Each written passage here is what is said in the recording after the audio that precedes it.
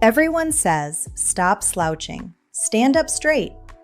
But a lot of people simply can't do that.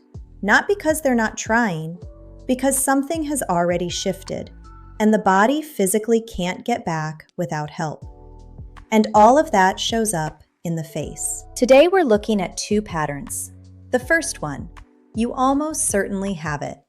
It comes from the phone, the laptop, just how we live.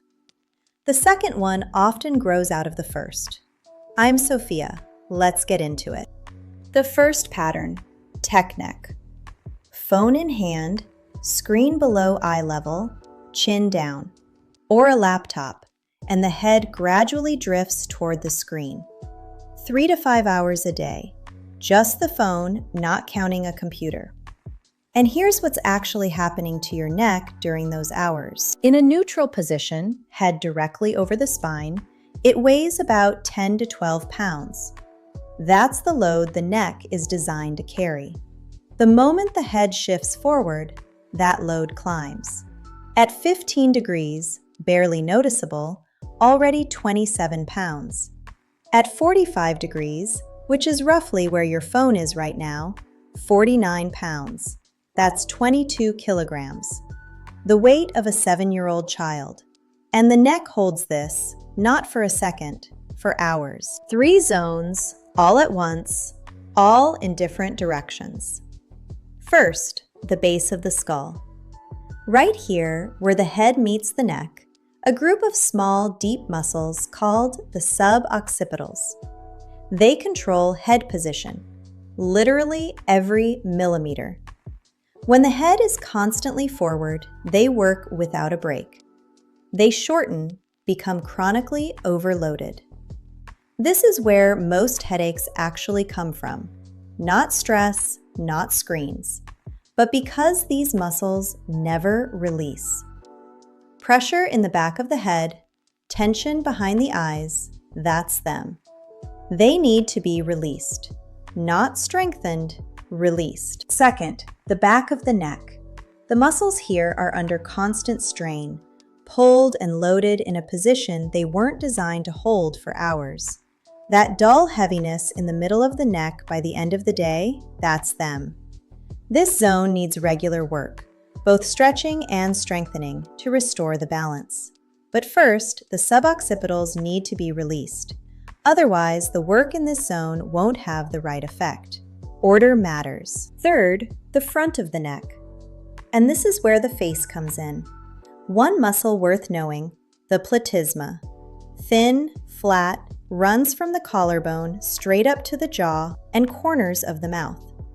When it's in chronic tension, it doesn't just let things sag. It actively pulls the lower face downward. That's why a second chin appears. That's why the jawline loses definition. Not because of age, not because of weight.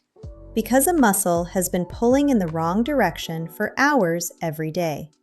The platysma needs to be stretched, not strengthened. It's already working, just in the wrong direction. And that's why simply stand up straight doesn't work.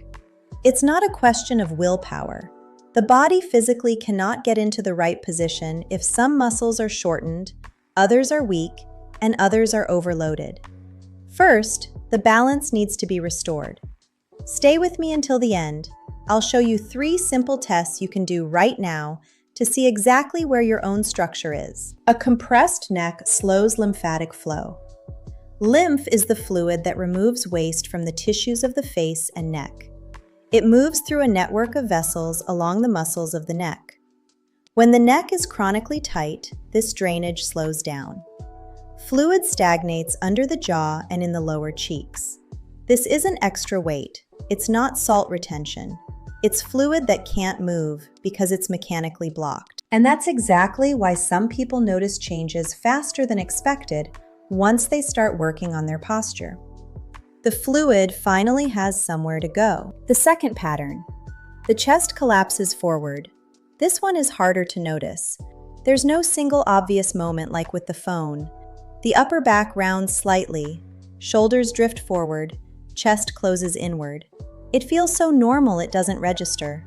And it almost always grows out of the first pattern. The heavy head pulls forward, and the body reorganizes around it. The shoulders follow. And this is where it gets interesting. Because this pattern doesn't just affect posture, it goes straight to your breathing, and from there to your skin. When the chest collapses, the ribs compress, and inside sits a muscle most people never think about, the diaphragm.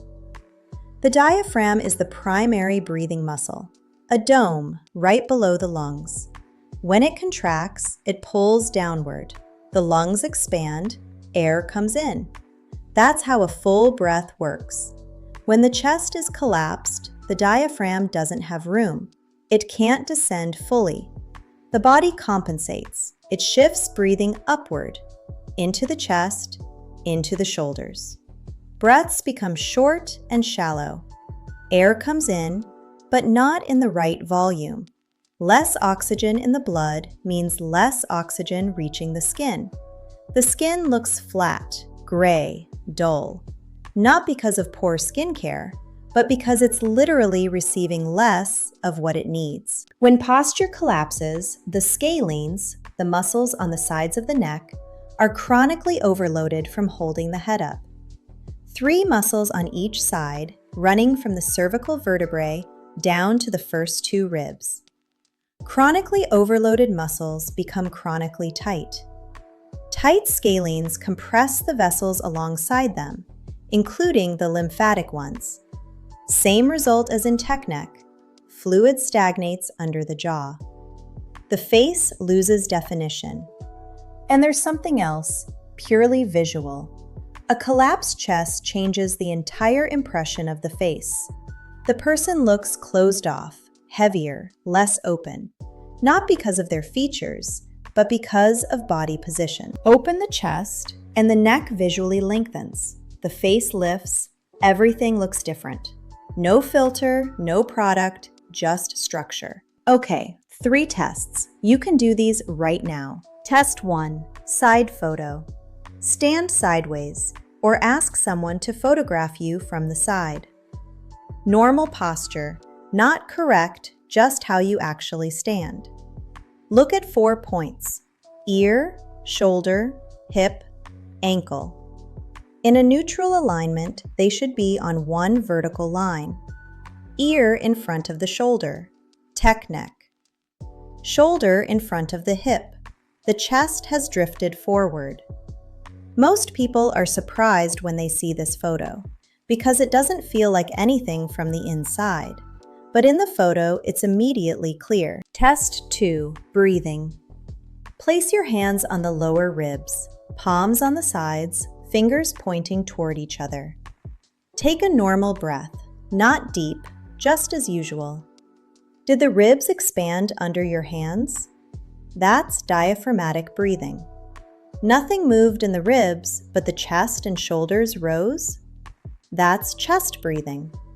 The diaphragm isn't working at full capacity. Test 3, neck tension. With 2 fingers, gently press into the side of the neck, roughly in the middle where the neck meets the shoulder. Is there tension? Tenderness? Is one side tighter than the other? That's the scalenes. In a relaxed neck, this area should be soft. If there's tension, the muscles are working constantly, even at rest. 2 out of 3 tests. That's enough to start.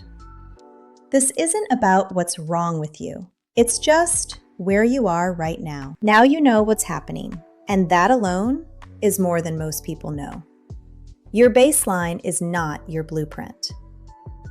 To live the face, we rebuild the structure. That's what this channel is about. Posture, nutrition, skincare. Everything that actually changes the picture. I'm Sophia. Subscribe, and I'll see you in the next one.